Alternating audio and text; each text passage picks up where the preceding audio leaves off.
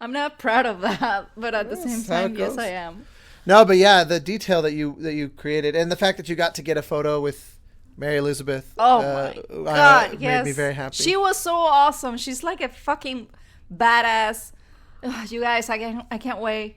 Seriously, I keep asking Austin to not show me much of the story. And I heard the music, I heard some of the songs, but I keep trying to like push it because I do want to play it, and I want to know what's the story and who would I like to like enumerate or whatever, you know.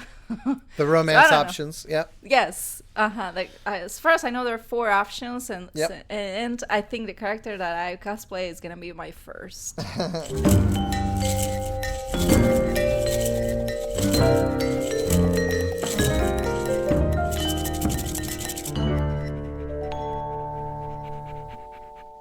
Hello, hello, hello, hello, hello. We're live and live. We're alive and live. Excellent. Yeah. We're not actually live though. Well, This is okay. pre-recorded. Never mind. Yeah.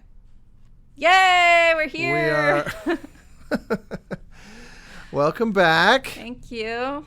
I'm glad you had time to return to this. Me? You were the one who was holding back the whole thing. I know. I was just hoping to blame you, but you're Yeah, right. no. Yes, I basically had to put all of this kind of stuff on hold for the month Basically, of April. your entire life. Yep, because this past week, after many, many years and lots of 5. secret... To be Yep. accurate. After 5 years, we were able to finally kind of pull the curtain back on Stray Gods quite a bit and like Woo! showcase. First off, reveal our whole cast, which was exciting because that's been a secret that's been hard to keep. I've been so excited about all the awesome people we got to work with. Let's do like the basics. Stray Gods Yes. is a video game you've been working on for like 5 years. And Yes. finally, this past week, on Wednesday, you had like a big event. Yeah, we put on a private invitational concert slash I've been just calling it a showcase because we also did like Q&A and we showed the trailer. So it wasn't like a pure traditional concert. You know, it obviously had this Q&A component to it. Troy hosted. Yeah. It was so exciting. I don't know if anybody here got to see the stream. They were Critical streaming Role. it on Critical Role channel, which was pretty good. And it was fucking great event. It's not because I'm biased or anything, but If anything, you were biased the other way. You were so tired of me talking about it. oh my god. I'm not tired of you talking about it, but I've heard that music a lot of times, and it was very satisfying to finally see live all these pieces that I remember.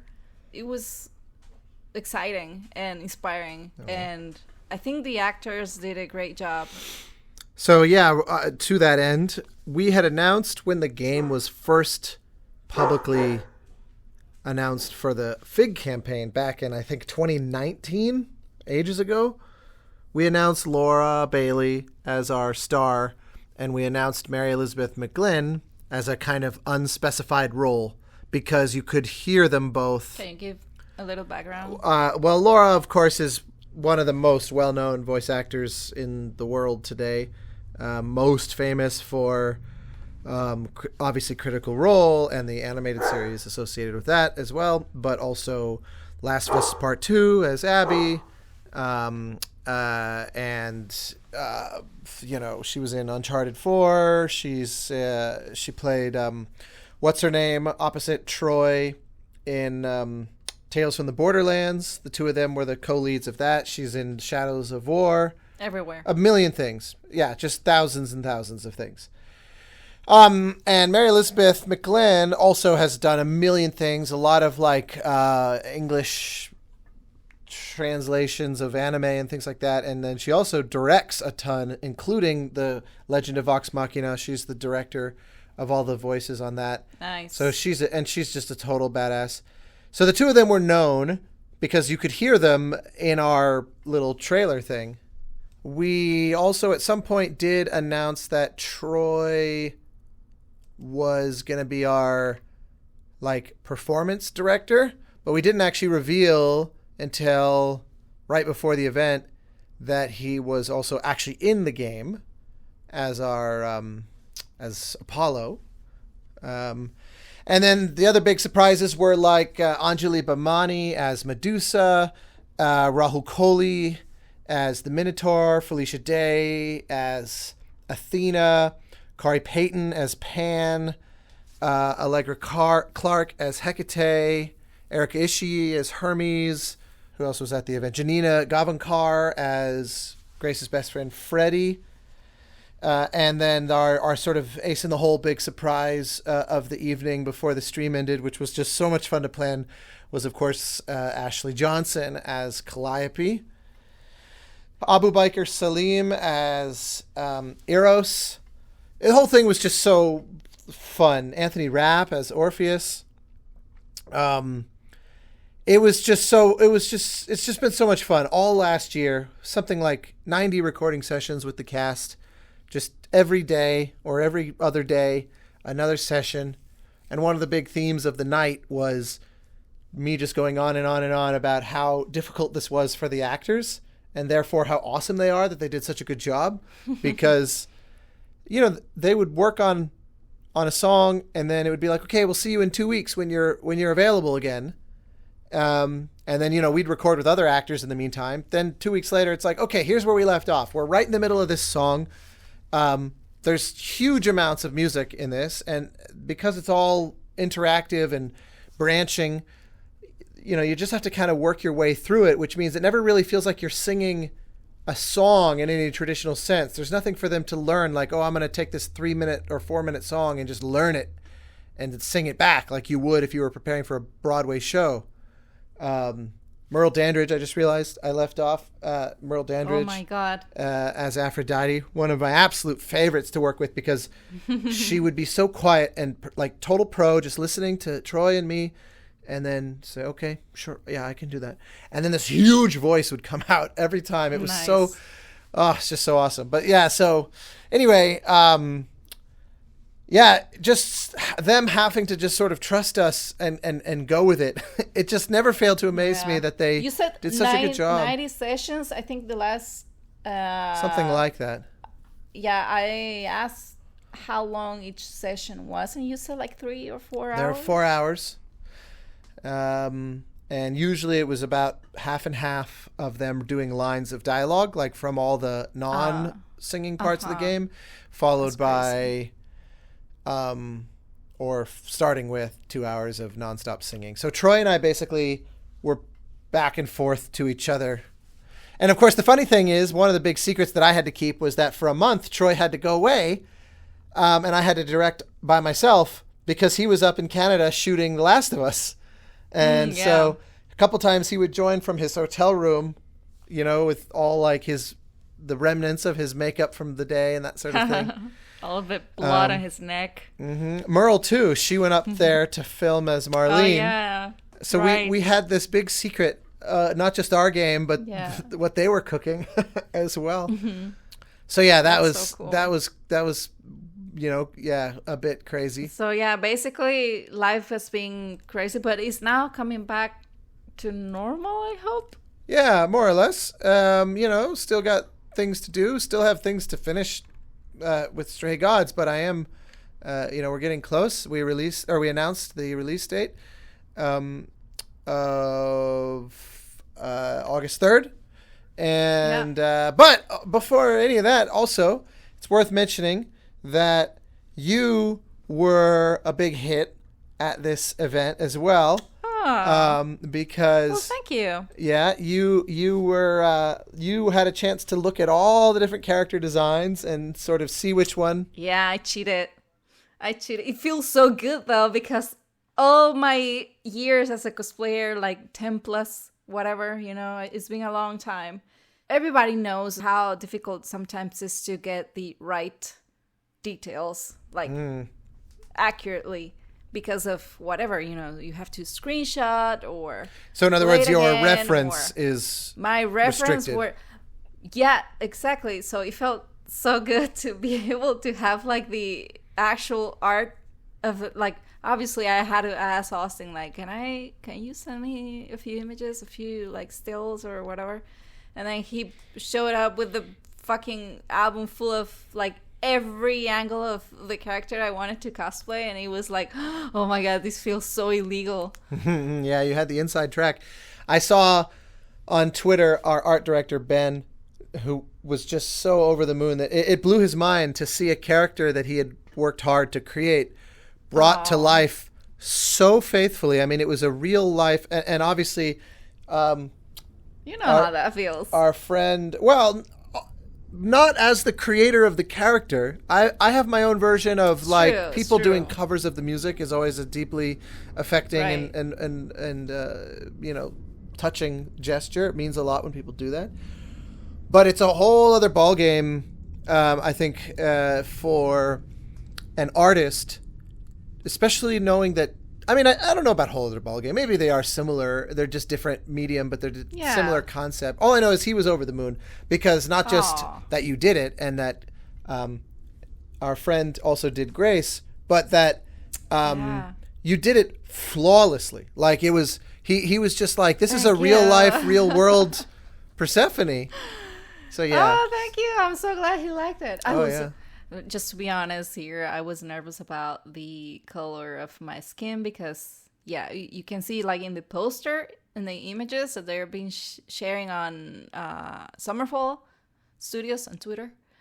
It's a little darker than my skin, and then I had to take advantage of Liam's presence. So I asked him, what is Liam for Summerfall again? Studio director and co-founder of the company.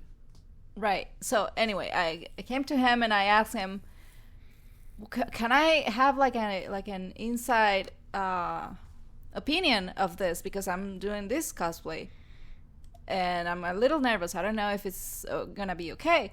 And he told me basically it was fine since she's Greek, because they have like Indian characters and black characters, and I got his thumbs up. So I was like, okay, fuck it. Yeah, I'm just gonna go for it. But yeah, it's I guess that was the only thing that I was like debating if I should do it or not. But she to me she doesn't really look like she looks like a white person with like bronzer, like a tan, basically. Right. She never looked. I don't know. Like she has like very strong lines. Her face, her nose, especially. So that got me a little. It got me thinking. But it seems like it's gonna be okay. So if anybody wants to cosplay her and it has the same problem, you guys should do it. Regardless, I mean, just like she's so cool looking. That's why I saw her and I was like, holy shit! I like that coat. I like that hair. I'm gonna go for it. Yeah, I understand people's concerns about things like cultural appropriation, but I also feel like, we have black characters in the game, and if there's a white cosplayer that is passionate about it, that shouldn't be a deterrent. And likewise, if there's a black there's be a problem. Black cosplayer that wants to do Grace or something, that's also highly encouraged. Like it's really touching when someone reacts with creativity to what you've done in any capacity. In the same way, like. It's not the same, of course. I wouldn't conflate it. But I do, for example, when people want to do covers of my music by completely changing the genre, like people have done, metal covers of Journey or like hip hop cover of Monaco, or people did, like new age, like very like spacey kind of ethereal covers of things. That is such a fun take. Like related to this, I never saw it that way. Like music transformed into another race. Yeah, I mean, Just like some obviously, way. I know the analogy is imperfect, and I'm not trying to be cavalier or indelicate about it, but it is kind of analogous because, Right. I've seen people wildly transform things, and I've taken part in it. I remember when Journey came out, I did I released this thing called like the Journey bonus bundle just for fun. It was all for free. It's on Bandcamp still, totally for free. In fact, you can't pay for it even if you want to. And one of the things I did, there's this wonderful Chinese musician named Jia that I've worked with a handful of times over the years who plays this instrument called the pipa, which is kind of like a Chinese version of a banjo in terms of how it sounds. And I basically told her, here's the theme to Journey, and I would love to see you just kind of improvise in a slightly sort of folk style by according to your traditions, basically, and just turned her loose. And then I played with the audio that she gave me. She recorded it in my studio. We were together, and it was like, ooh, what if this, what if that, and she kind of played with it and explored it and transformed it into something completely different and new. And you can still hear that it's Journey, but it's totally different from anything in the game. That's cool. And I love that. I really love doing that in my writing, and it's really exciting when you see people do it. Or like, I remember there's those Russian covers of the murder ballads, from Assassin's Creed, and hearing the lyrics all translated. Smear. For jokes, and all that. So anyway, I love it. I love to see sort of what we would call cultural exchange. I love to see people just, very... Yeah, no, for sure. I completely agree, but it regardless a little bit delicate topic, and I will never want to offend anybody. I had to like ask, just to feel safe. That's what I needed, and he was down, and that got me all the energy I needed to finish the costume in time. Yeah, I was sewing the same thing. Yeah, you prepared that thing very last minute. You seem to have a real gift for that, for pulling things together astonishingly well at the last moment. I remember your Journey one you did like the night before you went to Egypt. And same story. It's pretty last minute. It's pretty nuts. I'm not proud of that, but at the same time, yes, I am. No, but yeah, the detail that you created, and the fact that you got to get a photo with Mary Elizabeth. Oh my God! Made me very happy. She was so awesome. She's like a fucking badass. Ugh, you guys, I can't wait. Seriously, I keep asking Austin to not show me much of the story. I heard the music, I heard some of the songs, but I keep trying to like push it because I do want to play it, and I want to know what's the story and who would I like to like enumerate or whatever, The romance options, yep. Yes, like as far as I know, there are 4 options, and I think the character that I cosplay is gonna be my first. Yeah, they're all very different from each other, both musically and just narratively. The idea of why Grace is attracted to them, what I like about this game is it really does encourage the essence of actual role play. Like, it lets you embrace the idea that, oh, I really like this, so I'm going to lean into that, or I really like this, I'm going to lean into that. It is there are no separate mechanics from that. There are no separate like combat or crafting or exploration or solving puzzles or any of the sort of traditional game mechanics. You can't die. I saw a comment on YouTube earlier today on our trailer from somebody that said something like, I bet I'm going to be terrible at this game. And I thought, well, I hope they try it and discover that, that's literally impossible. It's like Journey. Like, you just go and enjoy the ride. It's even harder to, like, Journey at least requires some basic ability to kind of control the camera and move the character, which is, though they made it as easy as possible, there's still every now and again somebody who kind of struggles with just the basics of playing a game. Especially on the like snow winds that I struggled for a while. Yeah, like it's not meant to be hard, but if you've never played a game ever, the dual stick might feel a little challenging. But this one, you literally just need your mouse or the controller, to just click on the options. It's really not. It's meant to be purely experiential, and for some people, they really want more they want something that feels like a challenge, or they want things that are a little more traditional gameplay, and that's why we try to be pretty upfront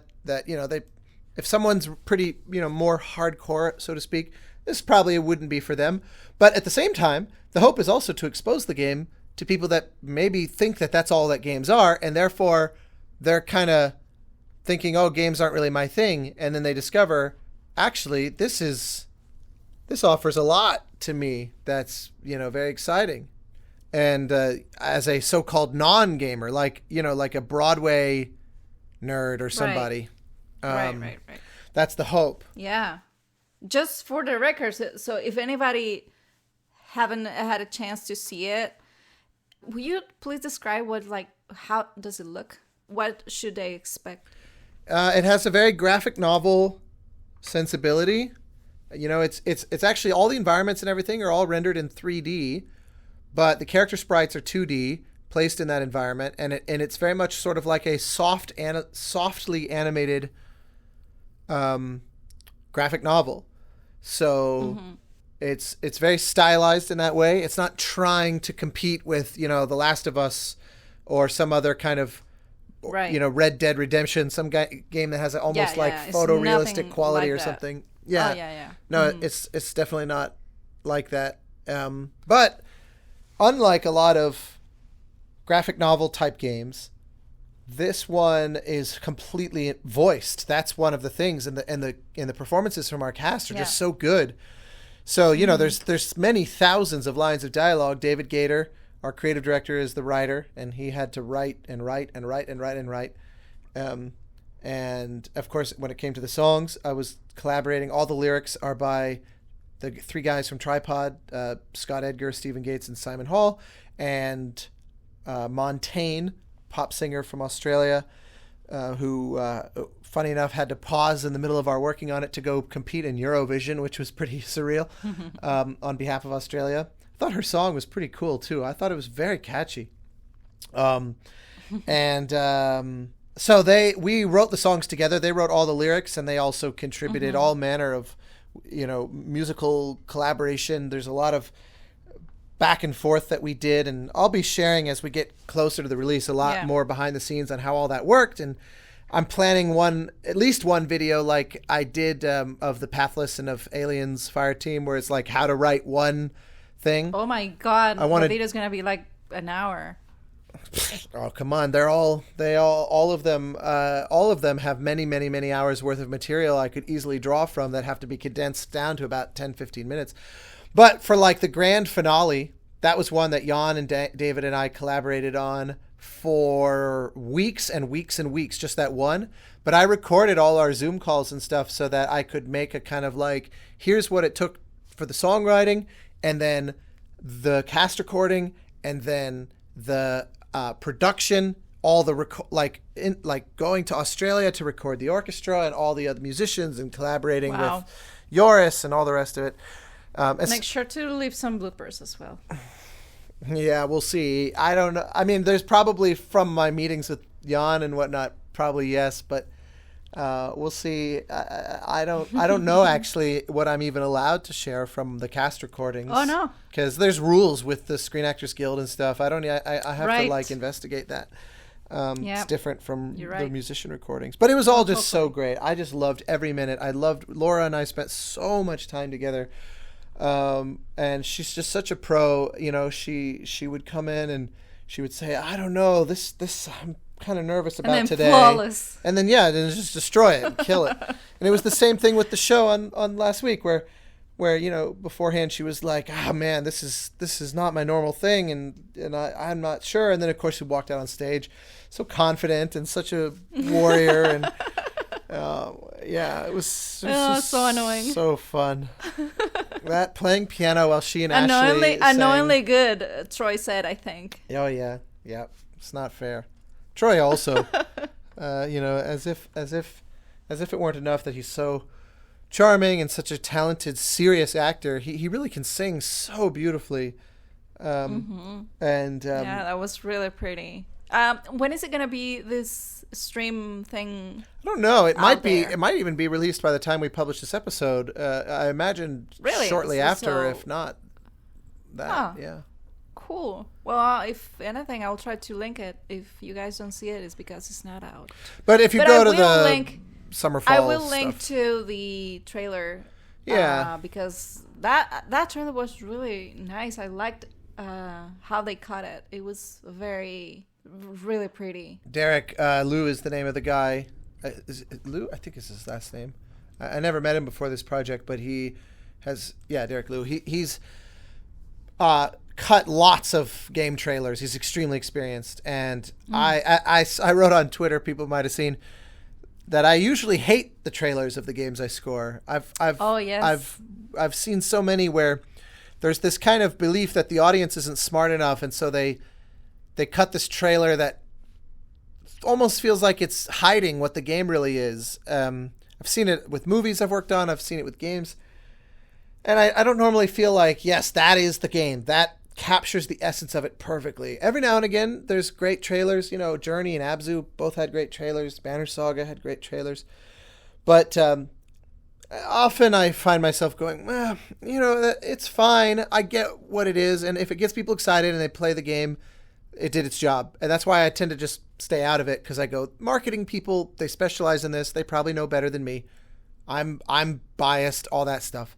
But this was one where I watched it and I was like, wow, that makes me want to go play the game, even knowing every inch of it backward and forward. That like made me excited. I thought he really did capture the spirit of the emotion of the game, the different characters, and it gave us a really nice little taste of a bunch of different cast while still leaving the vast majority for you to have to wait, you know? Right. Mm-hmm. I was so impressed. And yeah, I know they're planning more. There will be more trailers between now and the launch. Yeah. Well, yeah. Guys, you should go wishlist Stray Gods right now. Yeah, it's on Steam. Yep. And you know, there will be more announcements. I'll obviously prepare a soundtrack album that's going to be its own story. Do we have a little glimpse of what you're working on? Like how many albums and how do you want to prepare that? I haven't said anything publicly yet. I just saw that people were writing on YouTube, I hope there's an album. And it was like, there will be, you know. It would be so hilarious to do a musical and not release an album. Oh my God, yes, I know. But I appreciate the kind of innocence of them asking. It's like discovering Tina Plays and Journey. Oh my God, yeah, that was literally a comment I got today on YouTube. Somebody who saw one of my Traveler Symphony videos and said, wow, I wouldn't have expected to see Tina on this project. What that probably means is that one of the other YouTube, because they commented specifically on the I Was Born for This that has all these other, you know, Rachel Hardy and Alina Gingertail and Peter Hollins and Maluka, and possibly they were a fan of one of them, but they'd also heard of Tina or something, and they don't know that much about Journey. They came to that and they were like, oh wow, that's cool to see Tina here. Yeah, no, it's just funny. It's just you know, Tina is Journey, literally. Like Tina is the star. She is. So indeed. And she often makes a point of saying that it was essentially her first real credit, like her first kind of big platform as a soloist. You know, she was in things here and there, but Journey was a big step up. That's so funny. And so yeah, anyway, it's so long ago, 11 years since it came out and 14 years since we recorded Nascents together. But in any case, so yeah, I don't mean to steal all the spotlight, but this preparing for this event was so all consuming. Don't say that, because the only reason we haven't been releasing new episodes is because of this project. So I bet everybody wants to know what the hell were you doing. But it was so cool to be able to I know it's not literally true, but we kind of were able to collaborate in the way that you spent all this time cosplaying, preparing the cosplay, and did such an amazing job, and everybody noticed and said something about it. And they didn't recognize me, which I think is one of the best experiences. Yep. You were like shockingly, like perfectly transformed. Yeah. Yeah, Dallas went the entire evening. My assistant Dallas went the entire evening seeing you and being like, that's so amazing, and not connecting that it was you. It was literally the next day that he was like, oh. I didn't see him in front of me, but because I didn't have my glasses first, and I kept making this joke about, I'm Clark Kent, so I don't have my glasses and nobody can recognize me. But I was different and I couldn't see past, like this. Yeah, it's, 8 inches or whatever. Just, like blind, so I don't recognize people and they don't recognize me, and it's like a mutual. But yeah, no, I was happy to take photos, and I have my selfie with Mary Elizabeth, and which is the voice of my character, and I think that is awesome. Yep. But it was indeed. It's so fun. I just want to shout out my friend Calista for joining on this, because she didn't know anything. Nobody knew really what was this game about or anything, and she was like, yeah, sure, why not? So I basically grabbed a wig I had, and had to change the hair to match it with the character I want her to cosplay, which is the main character, which is the Laura's character. So she was cosplaying the main character, and it was an easy cosplay to do, but still, I'm so happy she was done. She looks so nice. And the photos of the two of you together are they may as well be from the game. I mean, it's just some of the best cosplay. I mean, the bar, not the bar, the venue that looked like the bar in the game. That was lucky. We didn't have equipment for the photos, but we used cell phone flashes. And my camera, I gave my camera to Alf, and he did me this favor of shooting, because he's awesome.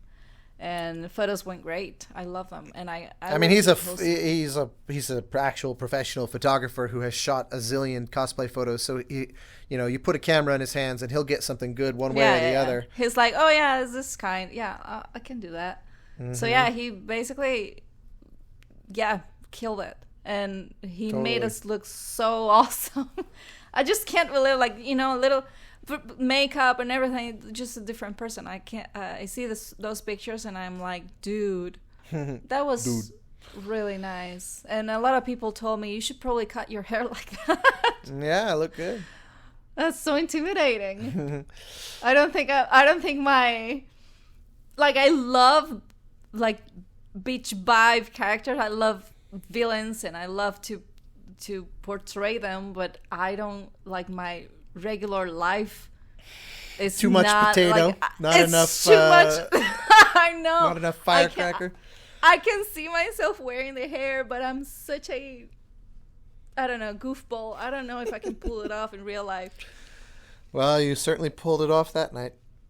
Yes, thank you. It's also worth a little shout out that one of the real joys of this for me was that for the last many years, on basically every project I do, I collaborate with, in particular, Tom Straley, Kristen Nagus, Joris Hoogstetter, and Paul Cartwright, none of whom had ever played together live. In fact, they'd never all met each other. And so this is people that you've been working for years, but they never met until... They'd never met. Tom, I've worked with the longest. We've worked together well over 10 years. Kristen, the next... most long after that. Kristen and I worked together since I started on Abzu in 2013 or whatever it was, 2013, 2014. So yeah, good 10 years or so. And Paul Cartwright and I worked together for maybe 5 or 6 years, and Joris about the same, about 5. And they're just all so amazing. We had a wonderful lineup of musicians as well. We had a few other violinists and a harpist and a bass player who I hadn't worked with before and who were great. But it just was really special to be able to bring these people, to come together on stage, all of whom had also recorded extensively on Stray Gods already. They've already, Tom above all, you never go more than about 2 seconds in Stray Gods without hearing something of Tom. He's all over. The amount of hours he had to put in on this thing is unbelievable. playing a bunch of different instruments. He's a guitarist, and he plays many types of guitars. He also plays electric bass throughout the game. So yeah, it was just so cool to be able to have them together for that. Will you say that Christine is the Tom of Reeds?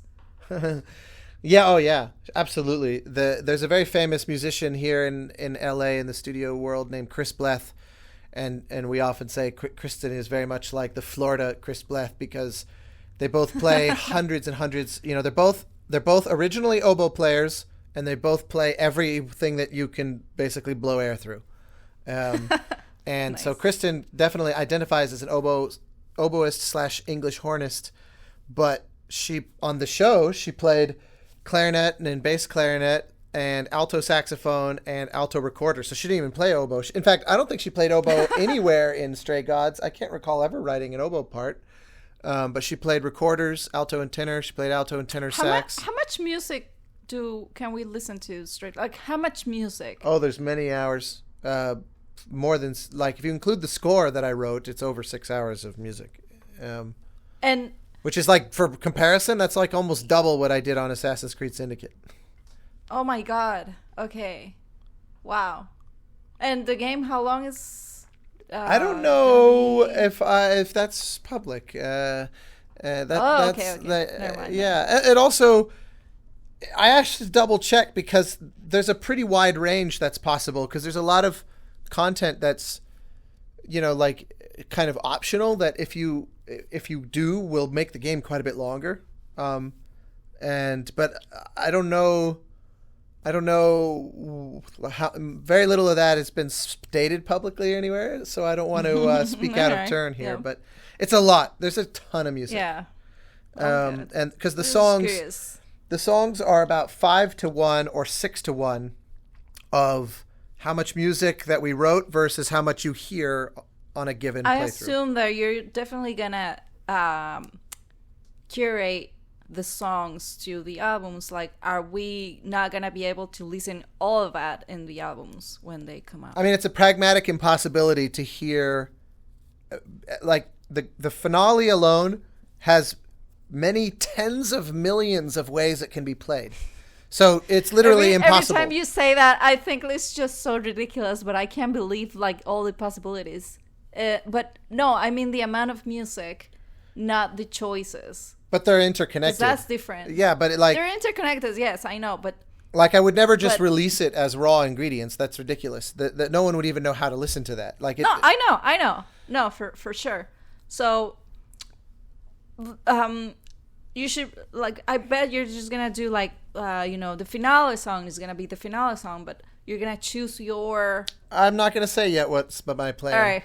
It's a whole other subject, and again, it'll be its own press release. This is too complicated. It is. It's a big subject, and I'm technically still deciding that anyway. Okay. Because we have a few months still, and it's a complicated.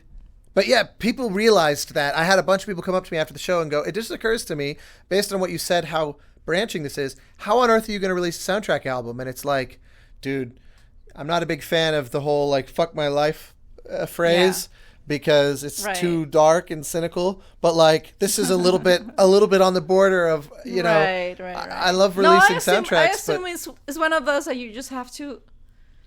That's what I was saying. You probably have to curate a lot in order to release the essence of Stray Gods. So good luck with that. I know it's probably gonna be maddening. Yeah, it's always interesting challenge. You know, like I remember on Erica, it was extremely difficult to figure out what the album ought to be because that branched so much, and I didn't ever want to create the implication that there's a right and a wrong way to do it. And so the album has this, because the album is like this authoritative, it is as we the creators deem it. And it's like, no, the whole point is this is role playing. You're supposed to express yourself. And so the album runs this risk of being like, oh, well, here's the quote real one. And if you do it differently, yes, you have that right, but it's not like the official way to do it. And it's like, no, there is no wrong way. That's the point. So yeah, it's an interesting, but anyway, yeah. What was I going to say? There was one last comment I wanted to make. And I don't remember. I can say for, I will give you my album of the day in honor of all this is the musical that Liam and I bonded over, which made us realize we definitely should do this, which was the Once More with Feeling, the Buffy musical. Oh my god, you're such a nerd. You have to put that thing on my podcast, Austin. Oh, yours is it? Yeah, no, but it's true. Like, there's a lot of amazing musicals. Obviously, I'm a fanatic for Leonard Bernstein, and I love West Side Story and Candide, and there's he wrote a lot of great theater in general. Even his Mass, which I don't love and not a lot of people love, has its moments that are incredible. And then, of course, Stephen Sondheim, who is like one of the most brilliant he's just one of the most brilliant composer and lyricists ever. I mean, he unbelievable. He died recently, leaving behind this unbelievable body of work. And yes, you could discuss all those to the table. Of course, recent, more modern ones, of Hadestown and Hamilton, and there's just there's many that you could invoke. But the thing was that spoke to us in the storyline of Buffy is that they know they're in a musical and they're trying to figure out how to stop it. And that's very much kind of it's not that in Stray Gods Grace is trying to figure out how to stop the musical, but she has this power to create musical numbers because that's what being the muse is. And so she's surrounded by these Greek gods, given this power of the muse, and the idea is that by creating these musical numbers, she can kind of draw the truth out of a situation as she's right. trying to prove her innocence in this murder charge. And so we spoke about how the way that this kind of almost not fourth wall breaking, but this what we would call diegetic existence of the musical numbers creates a very different type of musical than most. Most musicals, the characters are not aware they're singing. It's a thing the audience is aware of, but the characters are just living their life. Right. But it made for an interesting type of musical, and very funny and ridiculous and silly, but also brilliant in the case of Buffy, that they are aware. And we really loved the idea of playing with a similar idea. And that was the thing that when Liam and I had our very first ever meeting 5 years ago at GDC in San Francisco in 2018. And we just immediately it was like, so what's an example of musical you love? And we both were like, Buffy. And we were like, oh my God, okay, we have to do this together. And so that would be my album of the day. It's so good. And, Joss Whedon wrote this himself. He had no training as a musician. And he apparently, while they were working on season 6 of the show, he would go around to the cast members and get a sense of what their singing voice was like so he could write songs to their strengths. And it's so good. And the finale, the ending song of that musical is one of the most memorable moments of all of Buffy. Like of the whole 7 seasons, that last song where she bears her soul and tells them this earth-shattering news, it's truly amazing. The creative courage he had to take this big character moment for her story and put it in a silly musical. He's a polarizing figure these days, to say the least, but to me the Buffy musical truly is just a work of genius.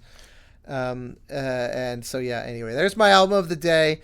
We can go back to my suggestion next week. We can make it Muse. How about so? Yeah, we have to talk about Muse. That was great. Yeah. Anyway, that's enough about Stray Gods for now. There will be more to tell later. We can go back to normal brushes and keys next time. Yeah. But I'll be in Costa Rica for the next 2 weeks, so I hope I can be able to record the next episode remote there. edition. Yes, we will see. I'll try to. Yeah, shouldn't be too bad. Yeah. You are the one who's always busy, so it's up to you. Oh, it was just the madness of dealing with this show and preparing and rehearsing our actors and all that. And now that that's done, life is more normal again. So let's hope. Mm-hmm. That's all from me. Yes. Thank you, everybody, for listening. You know that you can message us, email us, follow us on Twitter and Instagram at Brushes and Keys. Woohoo! Bye! Bye.